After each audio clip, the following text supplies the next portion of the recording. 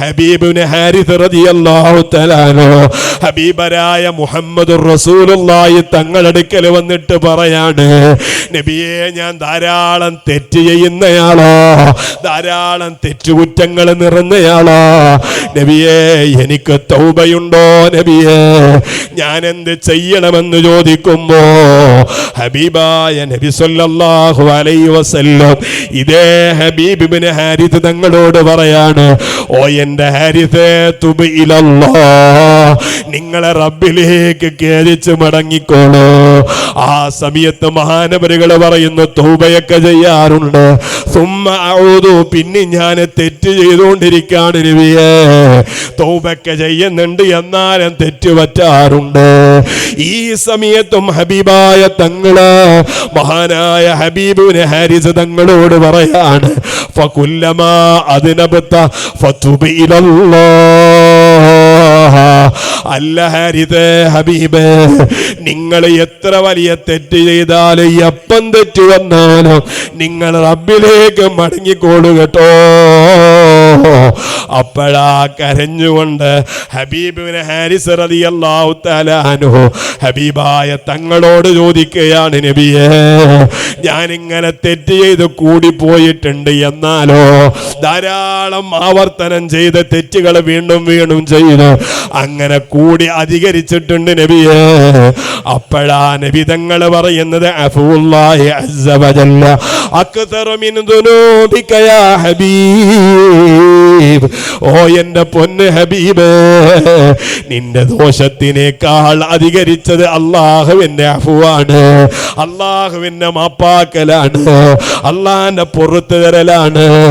അതുകൊണ്ട് നീ റബ്ബിലേക്ക് ഖേദിച്ച് മടങ്ങുന്നത് ഒരു കാലത്തും മാറ്റി നിർത്തേണ്ടതില്ല എന്ന് ബഹുമാനപ്പെട്ട അഷ്റഫുൽ ഖൽഖ് മുഹമ്മദുർ റസൂലുള്ളാഹി സ്വല്ലല്ലാഹു അലൈഹി വസല്ലം തങ്ങൾ പറയുമ്പോ ഒരൊറ്റ കാര്യം കൂടെ പറഞ്ഞുകൊണ്ട് ഞാൻ നിർത്തട്ടെയോ. ഞാൻ നിങ്ങളും മുസ്തഖീമായ വഴിയിലാണ്.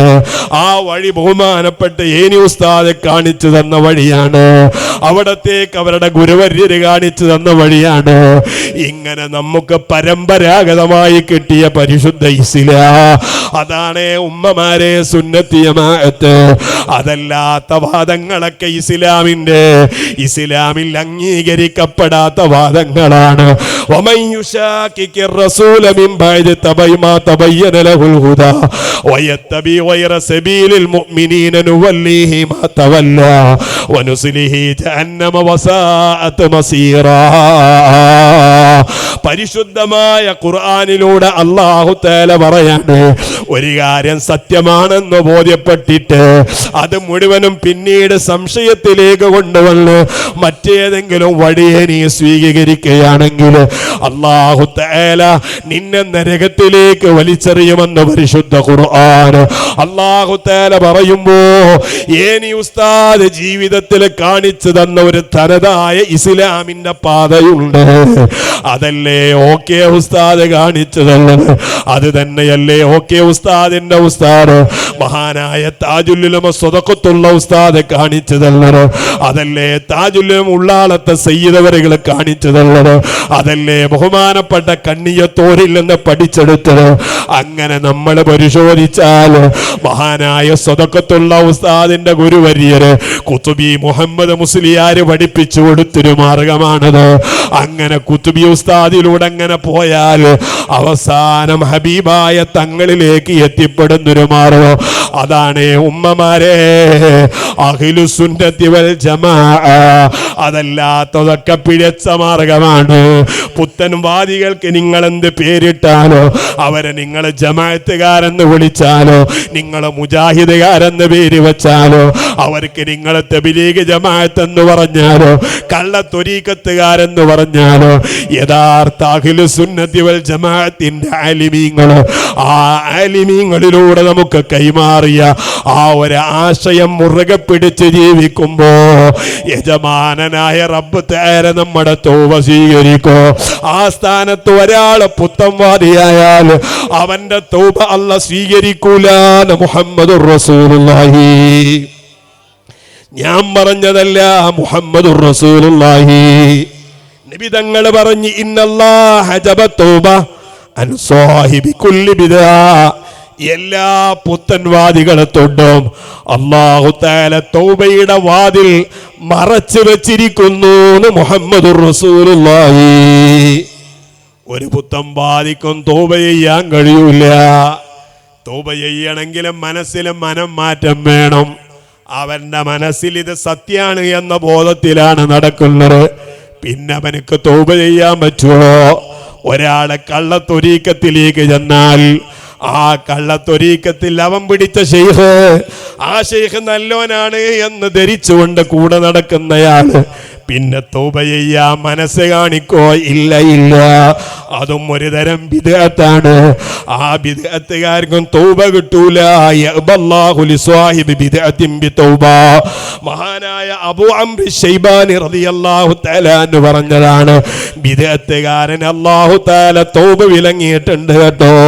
വമൻ ദഖല സ്വാഹിബ ബിദ്അത്തിൻ ഇല്ലാ ഇലാ ശർരിൻ മിൻഹാ, അവന്റെ ഒരു പിഴച്ച മാർഗത്തിൽ നിന്ന് പിഴച്ച മറ്റൊരു ആശയത്തിലേക്കല്ലാതെ അവന് പോകാൻ പറ്റൂല. അതാണല്ലോ ചില ആളുകൾ നൂരിശയിലേക്ക് കയറുള്ളൂ, വേറെ കുറെ ആളുകൾ കള്ളത്തുരീക്കത്തിലേക്ക് കയറുള്ളൂ. അത് കഴിഞ്ഞ് പിന്നെ അവന് വഹാബിയായിട്ട് മാറുള്ളൂ. അത് കഴിഞ്ഞാൽ പിന്നെ അവന് സുബ്ഹാനല്ലാഹ് ചേകനൂര് ബിദ്അത്ത് മൂത്താ പിന്നെ ചേകനൂരാവുള്ളൂ. ഈ ചേകനൂര് പിന്നീട് പുത്തൻവാശയങ്ങളിൽ നിന്ന് മാറി മാറി അവസാനം അയാള് യുക്തിവാദിയും നിരീശ്വരവാദികളുമായിട്ട് മാറുന്നു. നിങ്ങൾ ഇപ്പോഴുള്ള എക്സ് മുസ്ലിങ്ങളെ എന്ന പേരിൽ നടക്കുന്ന ആളുകളെ കുറിച്ചൊന്ന് ആലോചിച്ചു നോക്ക്. അവരെല്ലാം നമ്മുടെ തറവാടായ സുന്നീസത്തിൽ നിന്ന് പോയവരാണ്. സുന്നിയായി പിന്നീട് വഹാബിയായപ്പോ ആ വഹാബി മൂത്ത് പിന്നീട് യുക്തിവാദികളായ ചരിത്രമാണ്. അല്ലാഹുവേ, ഞങ്ങളെ ഈമാനിനെ നീ കാത്ത് രക്ഷിക്കണയല്ലോ. ഓ എന്റെ ഉപ്പമാരെ, നമുക്ക് ഒരുപാട് ദിക്റ് ചൊല്ലണോ, നമുക്ക് ഒരുപാട് അഅ്മാലുകൾ ചെയ്യണോ, നമുക്ക് അല്ലാഹുവിലേക്ക് അടുക്കണോ, നമ്മൾ റബ്ബിന്റെ മുഖർബകളാകണോ, അല്ലാഹനെ മനസ്സിലാക്കുന്ന ആരിഫീങ്ങളിൽ പെടണോ. അതിന് എന്ത് വേണോ? ഏതെങ്കിലും ത്വരീക്കത്ത് വേണം എന്നതിന് നിർബന്ധമില്ല. ഹബീബായ തങ്ങളിലൂടെ പഠിപ്പിക്കപ്പെട്ട ദിക്റുകളില്ലേ? നിങ്ങൾ നിസ്കരിക്കാനിരിക്കുമ്പോ ചൊല്ലാൻ പറഞ്ഞ ദിക്റുകളോ, നിങ്ങളുടെ നോമ്പിലും നിങ്ങളുടെ വുളൂഇലെല്ലാം ചെയ്യാൻ പറഞ്ഞ സുന്നത്തായ അസ്കാറുകൾ, അത് നബി തങ്ങളിൽ നിന്ന് നേരിട്ട് കിട്ടിയതാണ്. അത് അല്ലാഹു തആലയിൽ നിന്ന് ലഭിച്ചതാണ്. കശ്ഫല്ലാതെ വഹീന്റെ അറിവാണ്. ആ വഹീന്റെ അറിവിൽ നിന്ന് ലഭിച്ച ദിക്റുകൾ നമ്മൾ പിന്തുടർന്നു പോയാൽ അതിലൂടെ റബ്ബിന്റെ മുഖറബുകളാകാൻ നമ്മളെ കൊണ്ട് കഴിയും. അല്ലാഹു നമുക്കതിന് തൗഫീഖ് ചെയ്യുമാറാകട്ടെ.